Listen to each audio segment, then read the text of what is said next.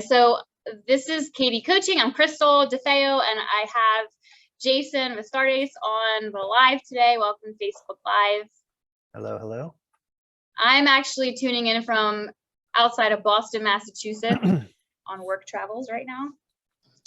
But we wanted to do the topic called Let's Talk Sex, how sex could be unhealthy and healthy. So there's a few things that we're going to be talking about today. I have some points. I'm excited to see what you have. But if you want to just quickly introduce yourself and kind of what promoted this topic, because I know like we piggyback off of each other, but you were very adamant on doing this. So I want to know like kind of what prompted that. And then, yeah, we'll jump right in. So if you're in the chat and watching, please feel free to eventually ask questions once we dive in, give any feedback, likes, and things like that. And then, yeah, we'll just engage as much as we can. So do you want to introduce yourself? Hey, everyone. I'm Jason, Vastardis, LPC.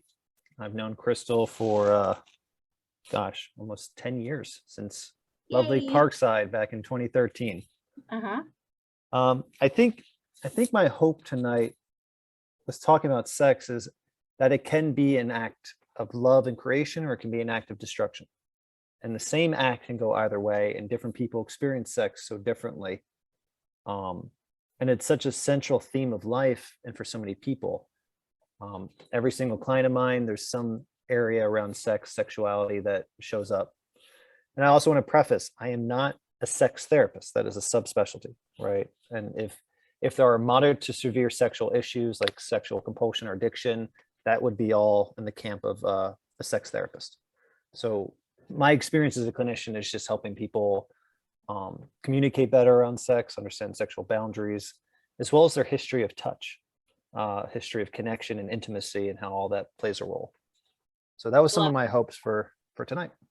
Yes, I love that.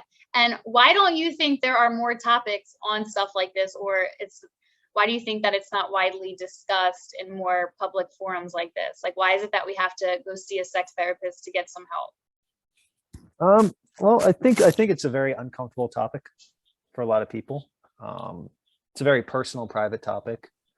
And it also, I think because it can present in so many different ways, it's a subspecialty, right? When you think about sex and sexuality, I just did a recent Google search. How many sexualities are there? And there are considered to be over 200 different sexualities. Wow. So most people think LGBTQ, which is 5, and then IA, and all these other ones. But really, there's so much about sexuality that it is a huge field, one worthy of its own subspecialty. In addition, because sex is so powerful, it can also be really confusing. As a clinician, sexual energy is a very confusing thing for patients and sometimes for clinicians, right? And so having really clear boundaries and understanding about it is so important. And yeah, it's just worthy of its own discipline. Yes. Well, I love it. As you know, I've been doing topics pretty much on anything that I feel like recently is super relevant. And I don't care if it's controversial at this point, or what have you. It's just like, if it's something that either other people I know could relate to, or something that I'm personally struggling with, like, these are the things that we need to be talking about more and more, because you never know who it's going to help, right? Right. Yeah. So what a better topic than sex? Such a huge topic. Unrated version. Yes. The PG and PG-13 version of this topic, right?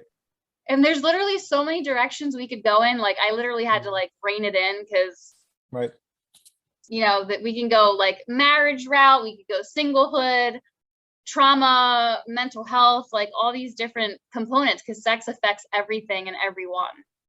Right. If you're a human, you can relate to that. Yeah, absolutely.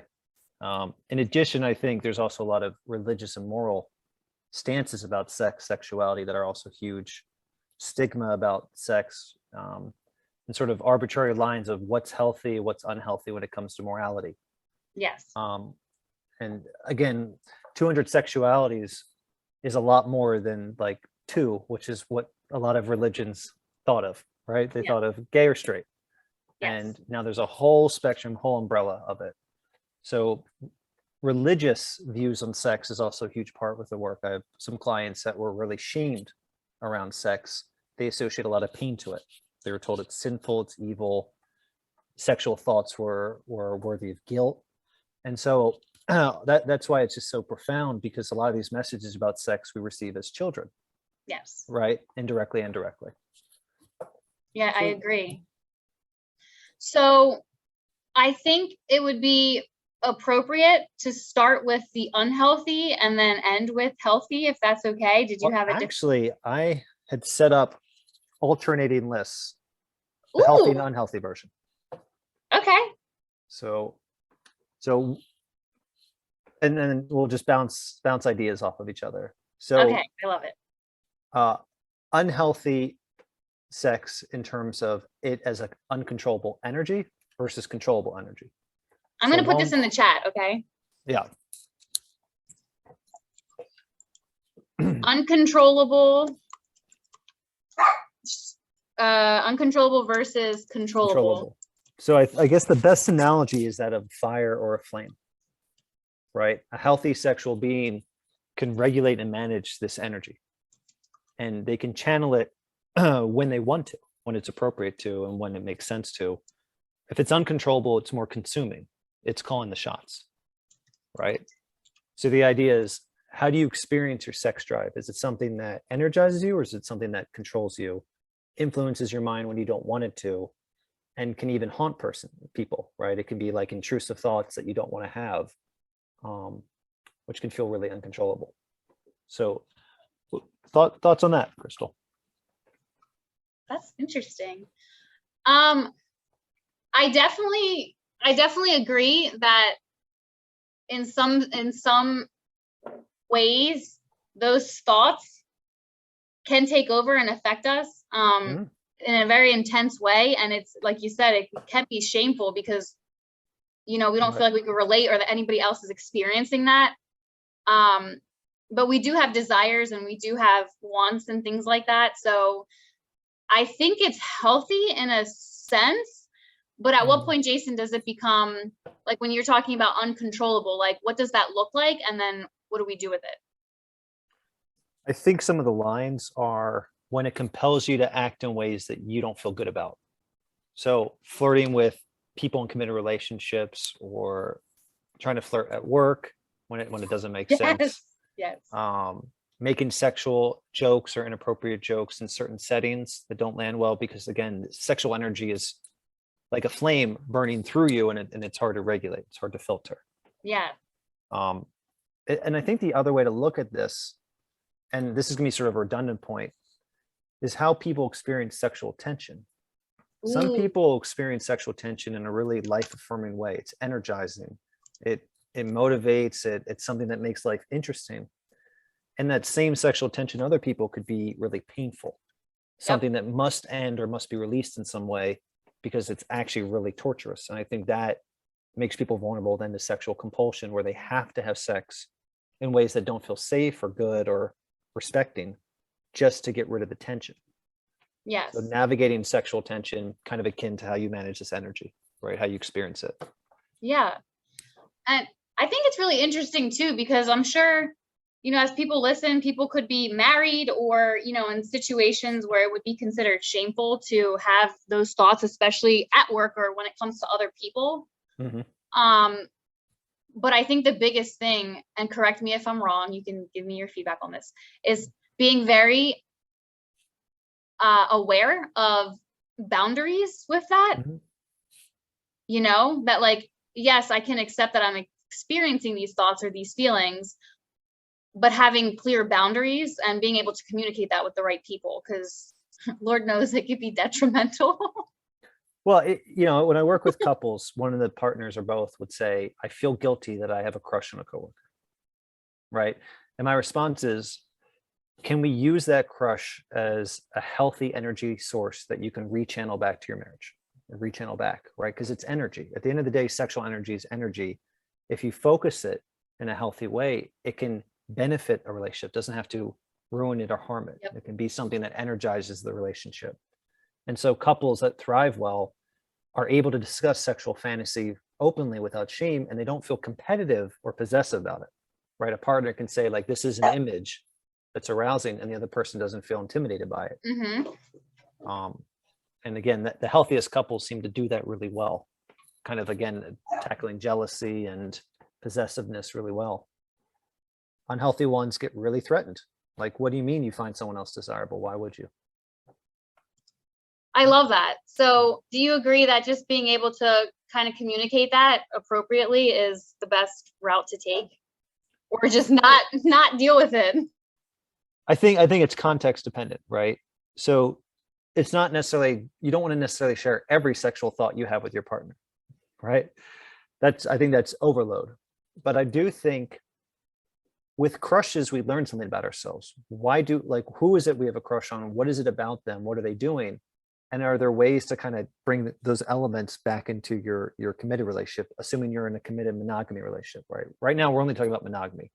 Again, a shout out to all the polyamorous people who don't have to deal with this. But all the monogamous people are trying to rechannel all this energy inward and back to the relationship.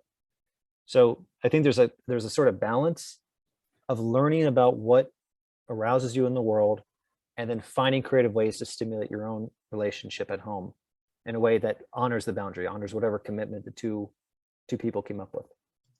I love that. Hold on. I'm quoting this too. Stimulating, I'm putting this in the chat. Stimulating the relationship at home.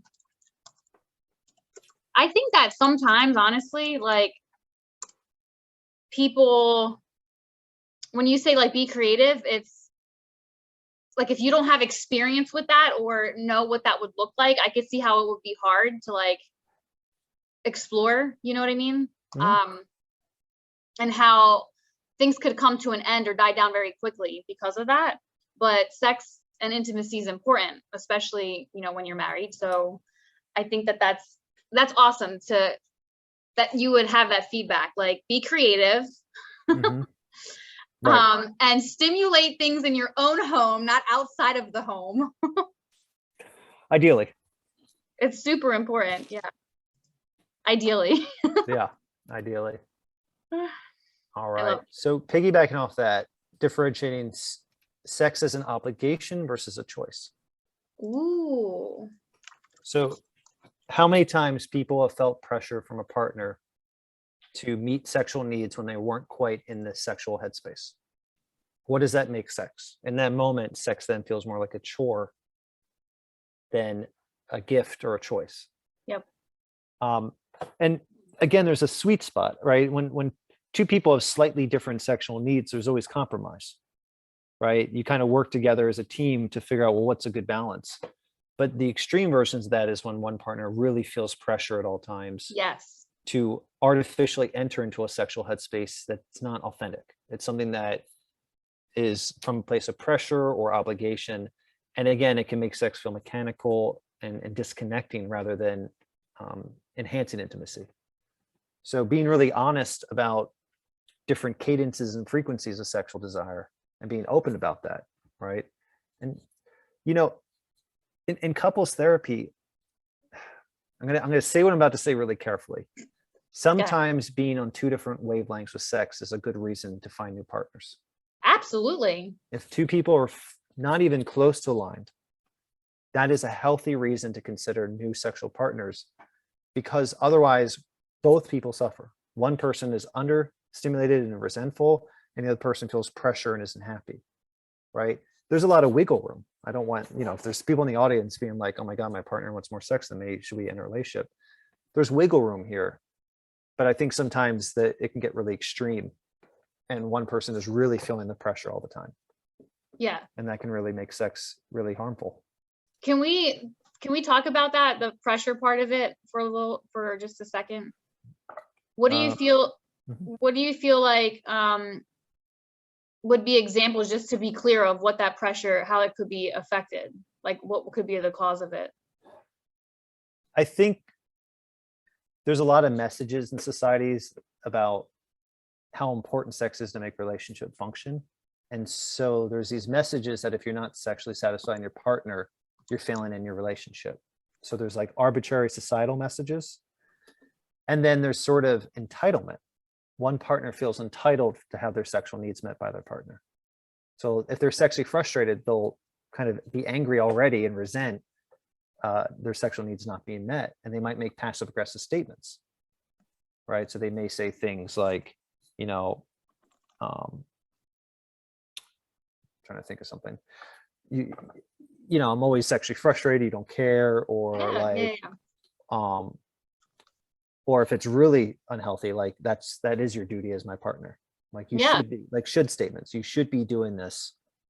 It's like the deal with the relationship. And the healthy version of that is the idea that sexual energy has to be created in an environment, right? It has to be developed and nurtured. And that's a collective effort, right? If one person is aroused, the other one isn't, the idea is that the person who wants to initiate sex creates the environment most likely to create arousal. Instead of directly asking for sex, they do things that induce sexual arousal. So if there's certain mood lighting, there's certain music, all those things that, and like gentle touch, hugging, kissing, subtle things that induce it rather than kind of directly asking for it to be met. And then that way it naturally develops, right? Sexual energy can naturally develop instead of it feeling pressured. Yes, I love that. And that's a good thing, I think, for people to hear and remember when their intimacy feels like it's at risk right now, or like it has been, right? Right. And I think a lot of things can affect that. Like maybe we've been together a long time, or maybe my sex drive isn't there anymore, or, you know, maybe I'm not feeling this sense of closeness, right? Right. Or I'm stressed, like things are hard right now. And we don't realize how stress is correlated with arousal and different things. Like when we're in that heightened state, like it affects us physiologically. So I think that that's all really important to know, that we can create it versus like lose it forever. Yeah, it's a co-created experience by two people. You know, when I have like a really grumpy couple, one person's like, she doesn't seem interested in sex, my first question to the other person is, well, what are you doing to create the mood? Where's your accountability here, right? It's not, again, sex doesn't happen in a vacuum. It's not just something that appears out of nowhere. It's something we create, we manifest. So what are you doing? What is the time you're creating, the environment you're creating? Instead of feeling entitled for it, you're responsible to help design it. Yes. And so it puts the accountability back on the partner that's more frustrated and resentful. Yes.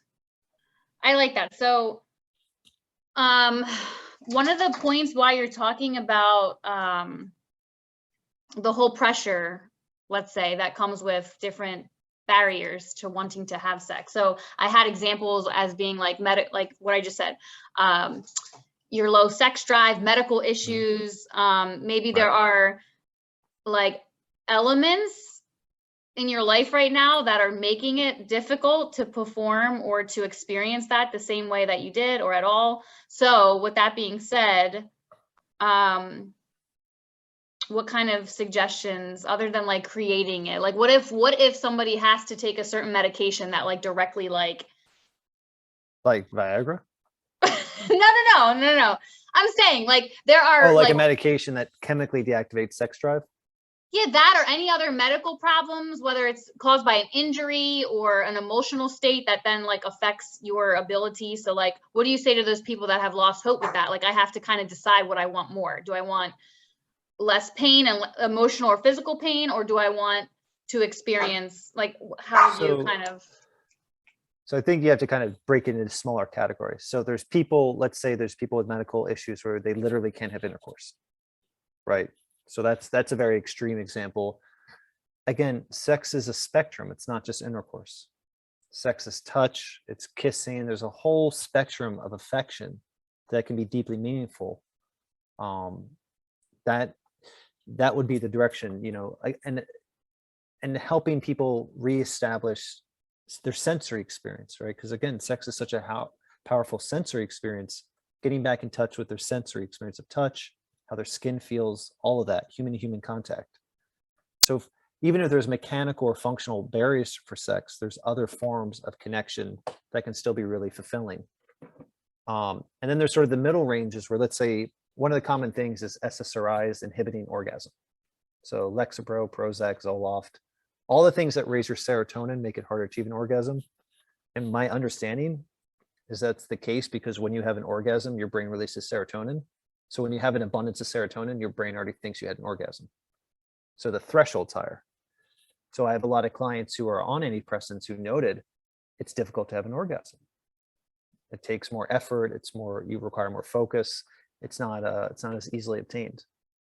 So I think normalizing thresholds and trying to, again, take the pressure off the couple and more just say, so here's what we're working with. How, again, what is the environment most conducive towards a satisfying sexual experience?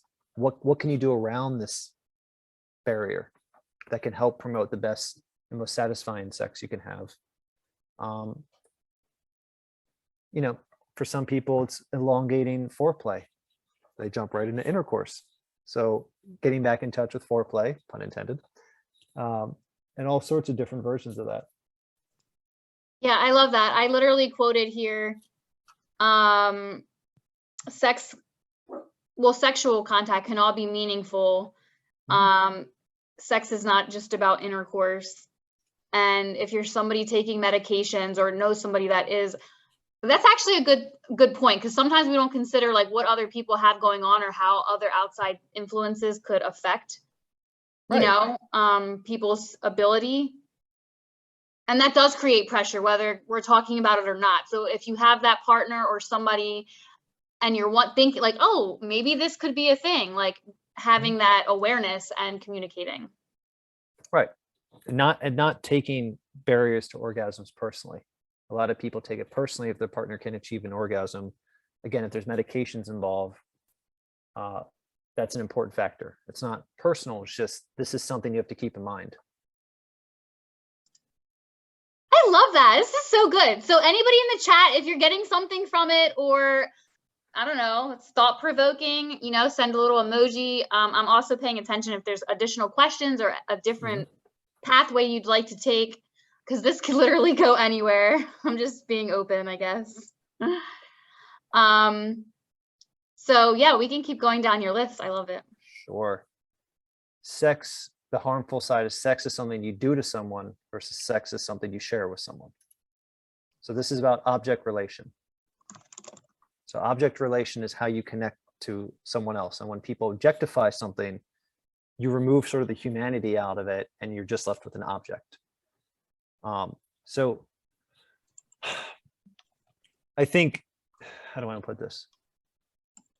When people are having sex, it's easy to disconnect mentally from it and just get lost in the physical act, right? But sometimes the extreme version of that, then it just feels like an object. It doesn't feel like a person.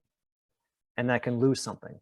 And in the very extreme version of that, someone can just feel used as an object, right? Like someone is just doing something to them, but they're not a part of something. The healthier version is there's constant nonverbal communication about the dance, sort of like staying in a rhythm, being aware of what each other's experiencing and adapting to those changes together and staying sort of coordinated in it would be the opposite of that, right? I suspect pornography has a huge role in object work with sex because it's easy to objectify when you watch, I think, too much porn. Can we pause there? This is like I could do like a whole thing on just pornography itself. So time out. Yeah. Questions, reactions, thoughts? Okay, Kristal, slow down your thoughts here. So what would you say could be one of the main explanations for people disconnecting from sex? So I think a couple reasons are that when you're having sex, you're really vulnerable. Vulnerability can be stressful. Stress can cause dissociation. I think the level of intimacy, eye contact, can be overwhelming. It's easier to kind of float away. If someone gets lost in their inner fantasies too much, maybe they're thinking of someone else or imagining other sexual stimuli, it can start to disconnect and float away. If a person has a history of sexual trauma, it's easy to trigger dissociation that way and kind of remove yourself from the equation. Essentially, I would say anything that creates that distance during the act where it's almost like you're not with the person, you're just in the physical act. And I think there's times when that can be okay, but I'm looking at a larger pattern where it might make, again, sex feel more like something that's happening to someone rather than a co-creation. So what would be some common emotions then that people should be aware of that you would experience in a situation where you're just doing that, like disconnecting and it's not meaningful? What are some emotions that people would probably feel? I would say one of them would be neglect, because when someone's just having sex with you and not connect with you, they're not noticing your subtle signs. So they're not monitoring the constant change in pressure, speed, intensity, and wouldn't be in sync with you. So it wouldn't feel as good, right? Because when you're in good sync, you're honoring the natural rising of stimulation on a natural curve. But when it's being done to you, it's not honoring that. So it's probably going to be like too rough or too unpleasant at the wrong time, right? So you're not honoring the natural buildup of stimulation. So you would probably feel a little neglected and invisible, would be my guess. And invisible. And I think you would feel just like meat. You'd feel just like a pile of meat, not like a person. Yes.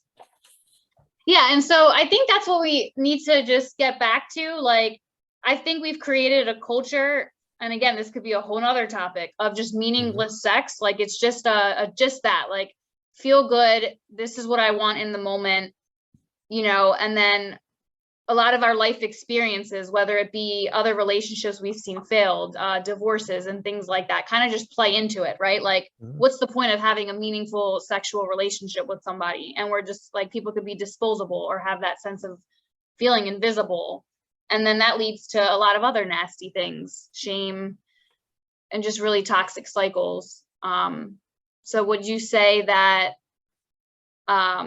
like, getting some healing is a step in the right direction, or like, where do we start with having more meaningful sex? I think slowing down the experience is important. Yeah. Communicating more verbally during sex, doing things that are sensual outside of intercourse. So cuddling naked for a while, talking through it, holding each other, right? These sensual experiences that are very connecting. And then again, letting that naturally segue into sex when you've established that you're on the same wavelength. I think the best analogy is just waiting until you're on the same wavelength to begin sex. And that would be the most satisfying sex for both partners. Yes. And that quote people say, like, too much of anything could be not good for you. Like, we hear that a lot. Yeah. I'd probably go here, and I just have to for a split second, but just like anything else, I think that there, like, people being addicted to porn and sex in a very toxic way could be a thing. And it's, again, back to that cycle I was saying, gets created over time. So the very thing we're trying to avoid or heal from is the thing that we keep getting involved in, or that consumes us. So what's the difference between a high sex drive and addiction? A high sex drive and an addiction? I think that a high sex drive, this is my interpretation. A high sex drive could come in different moments. I think it could be triggered by different things. And hormonally, let's say, there's a chemical reaction that's creating this sense of arousal and all those things, right? And with the right person, it could be very healthy in the right situation. But the addiction part is when it can be unhealthy, where we're having obsessive thoughts, right? And it's consuming and affecting our life in very negative ways. You know, porn addiction is like a very real thing. And that at some point, you know, you mentioned it, like it could be consuming your own sex life with your partner if it's something that's objectified and abused, right? Because a lot of that stuff in there is not, it's not what is porn is getting more violent. It's very violent. And yes, so I think like anything else, there, like you said, there are other ways to you know, have that level of intimacy and not create a cycle of addiction with it that's like toxic and hurting not only yourself but the people that you're trying to be intimate with. Yeah, and agreed. And you know, again, I think compulsion versus desire, painful tension versus healthy tension are some of like the key things, as well as feeling like you have to do a sexual act even when you don't really want to, again, just to get rid of that tension, just to get rid of that release. From the little bit I know about sex addiction, people will do sexual acts they don't actually like, right? They'll do something because they feel like they have to, not because they want to. Whereas a high sex drive will only do the sexual acts they want to do.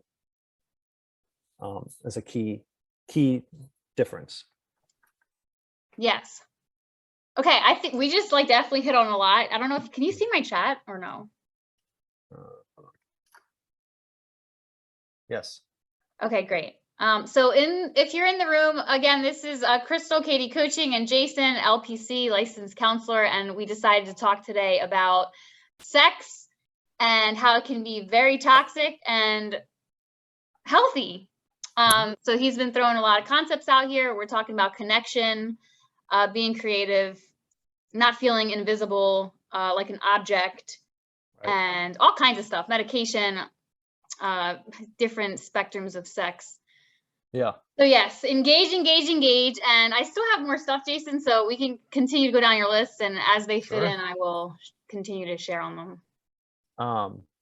You know, just more about communication. Again, unhealthy sex, there's not enough communication. Healthy sex there is. And it's not just literally saying I want to have sex. It's the ability to, in real time, be on the same wavelength throughout the sexual experience and stay in tuned. Yes. Right. Keep that connection going. And include the partner in it. Right. To help, again, prevent that objectification feeling you can have when the wavelengths aren't matching, and it just feels like it's two different rhythms, two different dances. Yes, I love that.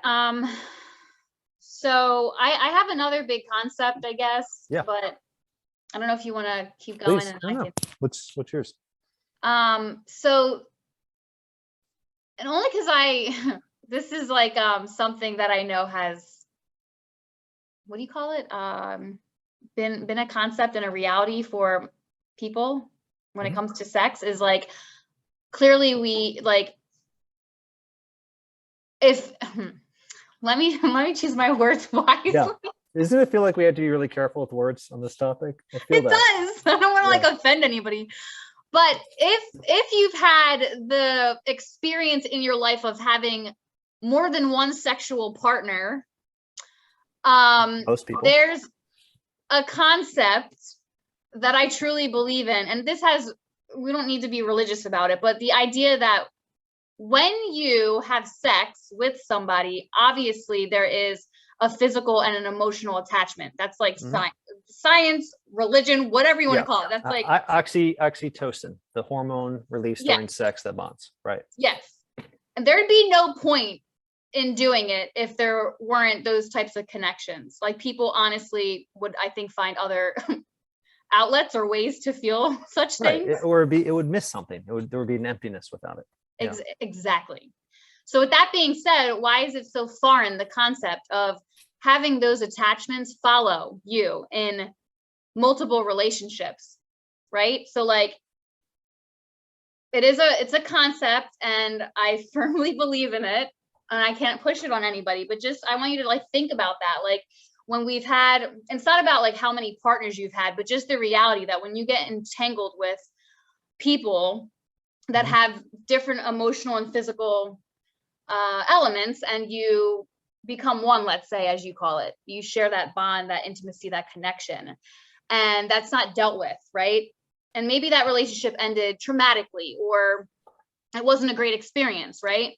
I'm using the word trauma for a reason, but you bring that into your next relationship. Now we're intimate with somebody else, and then maybe they're disposable. We move on to the next. And we have this chain of emotional and physical attachments that we've never healed from, right? Yeah. So we fast forward 10 years, now you're in a relationship, marriage, let's call it, not even marriage. We can have just what we think would be a future person that we want to be with, spend the rest of our life with. And it's just something to consider, right? That like we're in this relationship and you're feeling all these things, right? And you're not able to connect in the way that you'd like to. And we mentioned it could be physical problems, medical problems, medication, all these things. But why don't we stop to consider all the emotional and physical connections we had with other people previous to this partner that we're trying to currently experience it with? So I find that very fascinating to like stop and think about that, because when you're not healed from other toxic relationships or things that never benefited you or your soul or spirit, call it what you want, I think that's why healing for me is so important. And for other people, to sit down and think about kind of those things that you've overcame, but more so like still need to work through. And that process could look different for everybody. And it could be painful. It's not supposed to feel great. But I think when we get released from that or heal from it, it can catapult our relationships that we're currently in such a way where you'll have more connection, more freedom, and peace. Does that make sense? So I think when I think of people who lost a relationship and jump into a new one, I feel like there's like one of two ways it goes. Yes. One is the issue of positive projection. So falling in love, and I think the common name is rebound. So the rebound relationships, rebounds, yeah. Right? So you meet someone, you still have all this oxytocin from the other relationship. Now you have a wave of new ones. And so you overly attach quickly and you put all these positive projections on them, right? You see them as more saintly than they are. And you're more blind to the red flags. So if you haven't taken the time to kind of heal and grieve the one you lost, you might carry some of that into the next one and bond too quickly. And the main danger with that is the blindness that comes with it, seeing the person not clearly, right? Yes. And then find yourself in this commitment or in this situation that isn't actually what you want, but now it's like, it almost feels like it's too late, like you're too far gone with it. The other side is the opposite. It's that you don't want to put any attachment to new people, and you don't want to bond with them, and you don't want the intimacy because you've been so hurt from the past. And so instead of the oxytocin rush, you get all these walls. And again, when you're walled up but still choose to have sex, you're probably at most risk for having that kind of detached, objectified feeling of sex where you feel really far from the other person. You might feel like you're just going through the motions. And obviously that the concern there is that that's unfulfilling, and it doesn't address why the walls are up in the first place. So when you take the time to heal, it helps you manage these emotional walls so that your partner has a fair chance to actually get in touch with who you are. Right? I love that. And so prematurely jumping into a new relationship, I feel like goes one of two ways. Yes. Yeah. So kind of piggyback off what you said. That rebound effect is like that we could do a whole nother live on that. Rebounds. Yeah, but I think again, I don't know if I wouldn't say created a culture, but it's like the thing, like now that we have so many, I don't want to call them distractions, but you know how they say like now Choices. We have a lot, what's the word? Choices. People are disposable. We have options, right? That it's very Dating quick to sites. Yeah, it's not quick. Swipe. Yeah. Right. Swipe. Yeah. It's so easy to not be aware. Overload. So you know, generationally, I think about. We have a comment too, but keep going. Oh, what's the comment? No, keep going, and then I'll read it. So generationally, I think about the times when your choices in sex partners were very limited. And so those relationships tend to work, right? Because they had very limited choices. Yeah. This modern world of online dating, and to be clear, I love online dating. I'm a poster child. I met my wife online dating. I've seen a lot of success stories, but like all technologies, there's a shadow side. And the shadow side is that when there's always something new and shiny, it can be really easy to not appreciate what you have. It can be so easy to not be grateful. It can be so easy to feel like I shouldn't have to put up with anything. And what I see with some younger people on all these dating sites that where they're struggling is there's this kind of myth that your partner should be perfect. And if they're anything less than perfect, you dump them and you get what you deserve. Yep. And there's not enough encouragement to understand that there's always going to be compromise. There's always going to be the idea that your partner will never fulfill your needs. They're always going to have their character defects and struggles, and that's normal. But there's so many messages that you should always get what you deserve and you should always find the best, that people are disposing of relationships over minor conflicts, when if they work together, they might have built something deeper. That's sort of the shadow side of online dating. It's so easy to become disposable and replaceable. I don't think that's just a phenomenon though with online dating. I think that that's very prevalent in just modern day relationships, to disposable. I guess I use online dating as a metaphor for the internet, right? Yeah, so yeah, on the internet, I could look up and I could see 1 million potential sex partners. Yeah. So imagine this. I have 1 million potential sex partners, and then I have my wife. Wife versus 1 million possibilities. It would be so easy to resent my wife and to compare her. And in that moment, I'm not appreciating her. And I think the idea of choice overload is a reality, and it probably, affects for a lot of couples sex, gratitude, sexual desire, just because we now have this exposure to so many options. I don't fully understand what it's doing, but I imagine it has a pretty profound impact. Yes, I love that. All right, so we have a couple comments. Hold on one second. Yeah.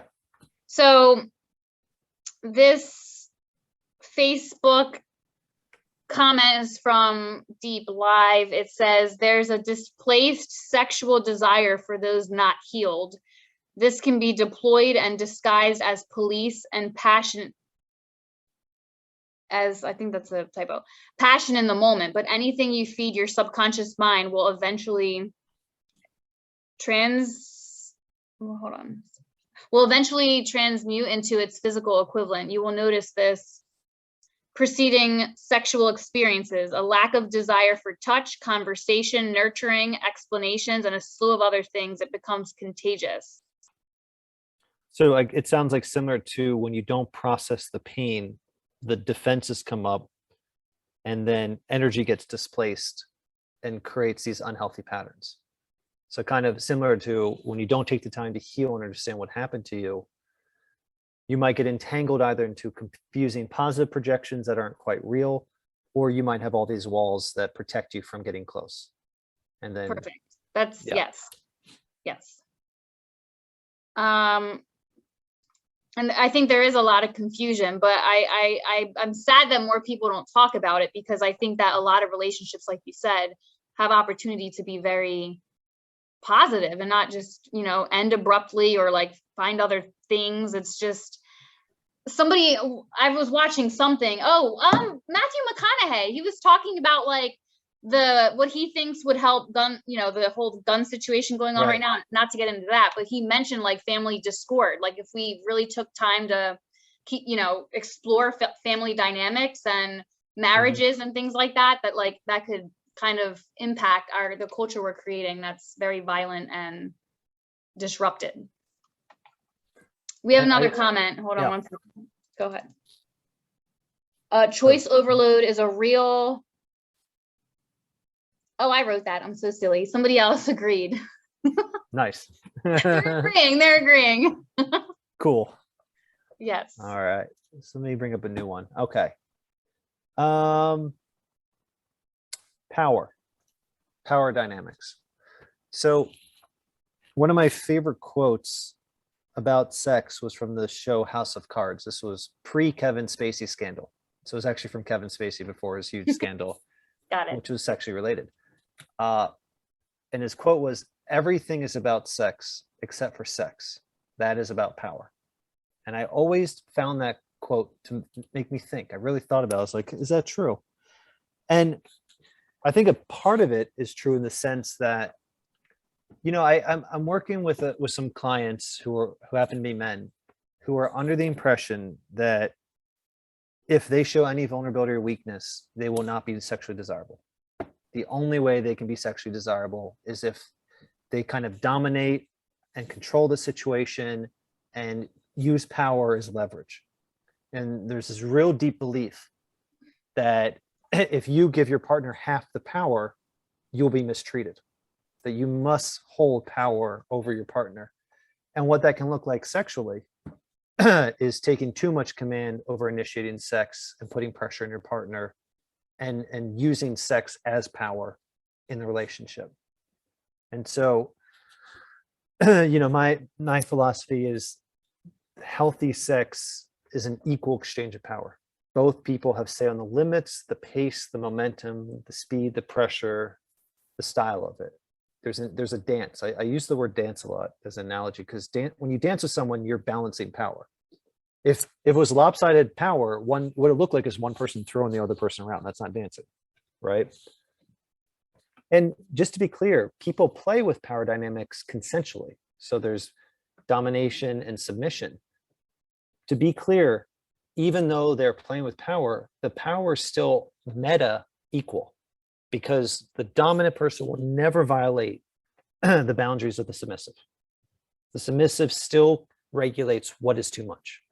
So that is a power equality. And even though the rest is role playing, the submissive actually calls the shots indirectly by saying what's not okay.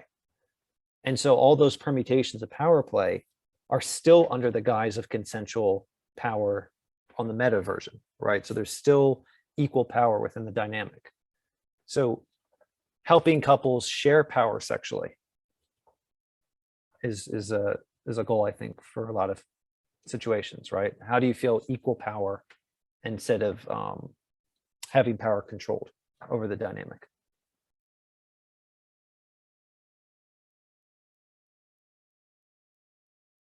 You're on mute. I have another comment. Hold on a second. Yeah. Let me scroll up.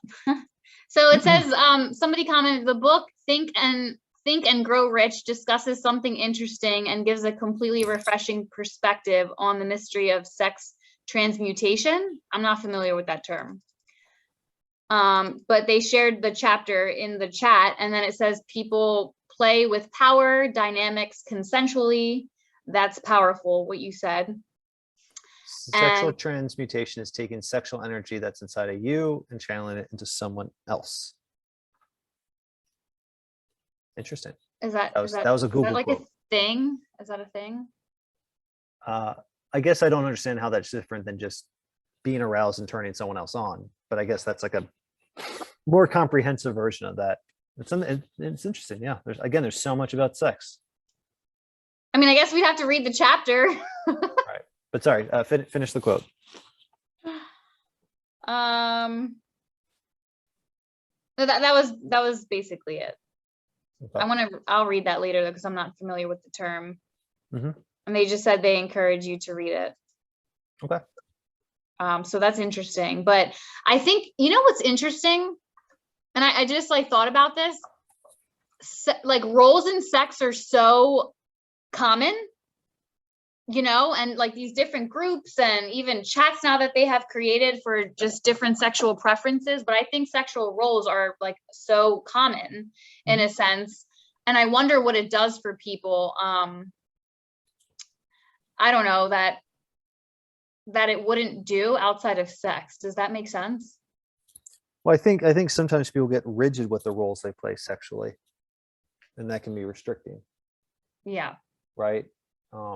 I think it's healthy to explore sexual roles. So again, if you preference is to be more submissive, than to experiment with more dominance, or if you're normally the one that initiates, letting your partner initiate. So if that's kind of what you're talking about, is just how different roles manifest.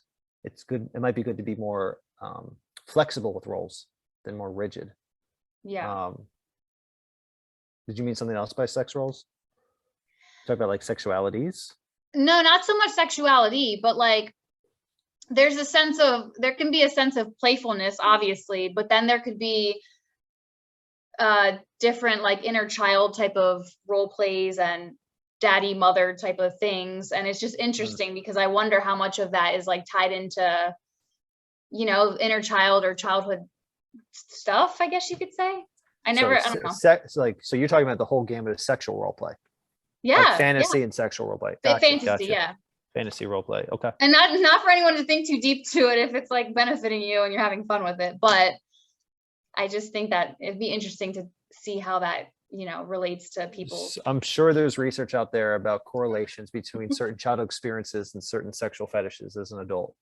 Yeah. That stuff I don't know about. But again, the vast majority of fetishes are not harmful as long as the boundaries are clearly communicated, the limits are, sort of the themes, both people's feelings are being heard. There's a lot of room here for healthy sex. I think is one of the hopes I had for this live. Yeah. Was all the ways you can have healthy sex in a wide breadth of options, but there's some key patterns that I can really differentiate it. Yes. Awesome. Limit setting is so huge. Really being clear on what is too much is crucial to it. And I think shame and sex is probably where we could finish this session strong, right? Okay, sure. Shame about being a sexual being, right?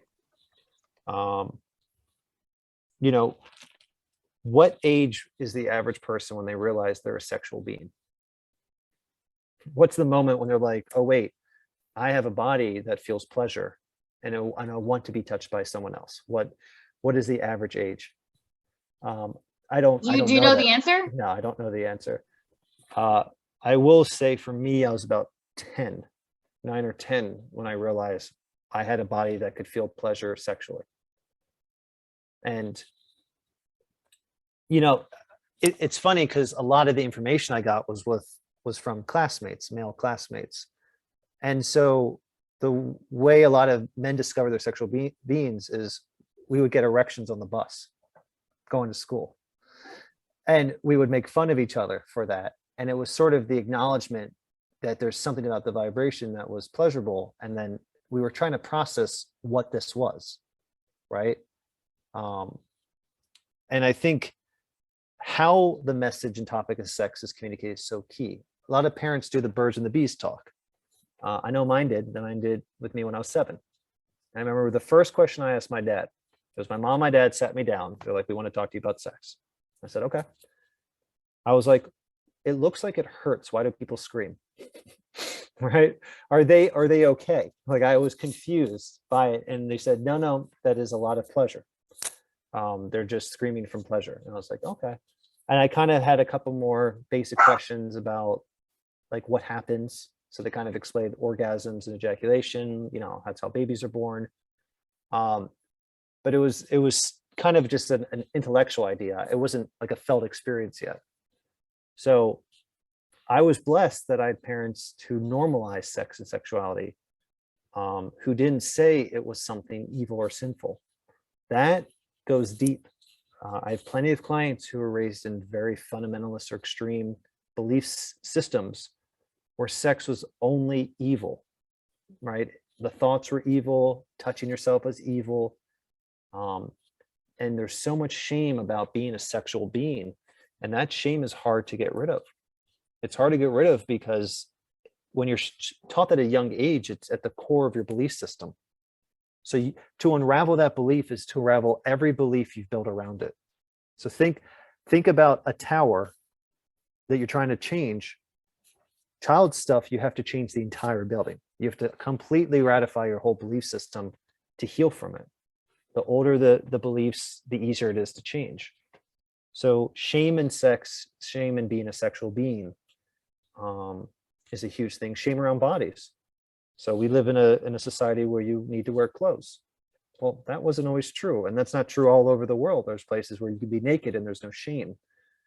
But being naked felt shaming, right? I have a memory being 5 years old running around the house naked, giggling because it was naughty. and just being the happiest I ever was, running around naked, until my mom said, you have to put some damn clothes on, stop running around naked. And I know she meant well, but in that moment, that was a micro shame about the body. Can't let the body be revealed. So I think all these messages about what the body is, what sex is, what sexual desire is, there's so much potential for shame there that can really make a person feel bad, feel awful about what they desire. Yeah, I think this is just, it's a lot. There's so many layers, and the more you talk, the more I'm thinking of more things. Mm-hmm. So, Yeah. But I think this was all good. I wanted to go through and highlight some points out loud that you shared, just in case anyone's just popping on. But also, Sure. you guys, if you have, more insight or feedback, now would be the time. Any questions? Because we're gonna wrap up. We've already hit the hour. That was very quick. That was quick. But I think this is great. And I honestly wish, as kids, maybe not as kids, but in high school even, we had these kind of forums and talks, because when you keep pushing like sex is bad, and you lose all the bigger pieces here, like the things that we're eventually going to be exposed to, or situations that we're not really like aware of until it happens and mistakes are made. So I think it's definitely something we need to be talking more to our children about, and things of that nature. Because if you don't tell your children about sex, they will find out from the wrong sources. And Definitely. remember, kids have access to the internet. The internet has porn. All you have to do is say that you're 18. A 7-year-old can watch porn. So you want to talk to your kids. I think what society is realizing, you have to talk sooner than they thought about sex. Yeah. That it's almost impossible to conceal this topic, probably beyond the age of 7 or 8 at this point. Seriously. No, definitely. We have a new comment too, but before I get to that, it is literally so true. It's becoming more rampant at younger ages. Okay, so I have sex, thinking about it as being mindful that it could be uncontrollable or controllable. And we talked about sexual tension and how to deal with that. Tension is pleasurable or unpleasurable. Pleasurable or unpleasurable, yeah, not feeling like you're a slave to it. Enjoying the tension, right? As opposed to feeling burdened by it. Yes. And the pressure that can come with that. Stimulating the relationship and having clear boundaries with your wants and needs, but also stimulating relationships if it's something that like has died down, or we feel like is being affected in a negative way. Not feeling like sex is an obligation. It should be a choice. Mixed messages that society has. Entitlement, that we can become very sexually driven and feel entitled, but we're not mindful of other people's wants and needs. Inducing versus pressure. Sex is a spectrum. It's not just intercourse. So we can explore and find creative ways to still feel close with people, because it's all about connectivity. Being mindful of medical things that could have an impact on performance and arousal, and being open to talking about it. And medications. And that's like a real thing. So lots of people are on antidepressants. Antidepressants can affect orgasm. So you want to be able to talk about that openly. Exactly. And seek counsel, medical advice. Again, sex as an object, disconnecting and getting lost in the act is toxic. Feeling like you're neglected or invisible are major signs of unhealthy sex. And again, we talked about connectivity, and the rebound effect. If you're hopping in relationships or having entanglements with toxic sexual relationships, how to heal from that and not bring it into your current relationships. So I'm going to go down to the new comment. We have somebody on here that says they agree. And kids know more than we think that they know about sexual behavior and activity. Yes. And I agree with that. A great show that I think highlights this is the show Euphoria. Euphoria is an amazing show, because there's teenagers having amazing sex and doing drugs all over the show. And if that makes you uncomfortable, I hate to break it to you, I think it's pretty accurate. I think Really. it's very accurate. And openly having sex and feeling almost very liberated with sex and having lots of sexual exposure, access to porn, access to sexual knowledge.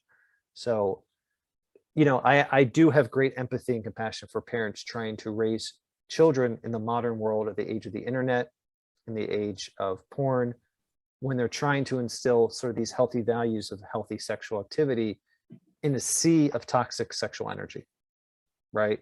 There's an ocean of toxic sexual imagery and energy out there, and we're trying to find this one area of sexual health and well-being, and that's tough. Yes. So you know, to the parents trying, good luck. we wish you the best and good luck there. Seriously, it's a beast. All right, so I think it's about that time. People need to get on with their night routine. Thank you everyone for hopping on and engaging, and I hope to do more stuff around these controversial topics. That's right. That's right. But I appreciate you as always. Do you have any final thoughts, or we get to wrap up? You know, as always, I dreaded doing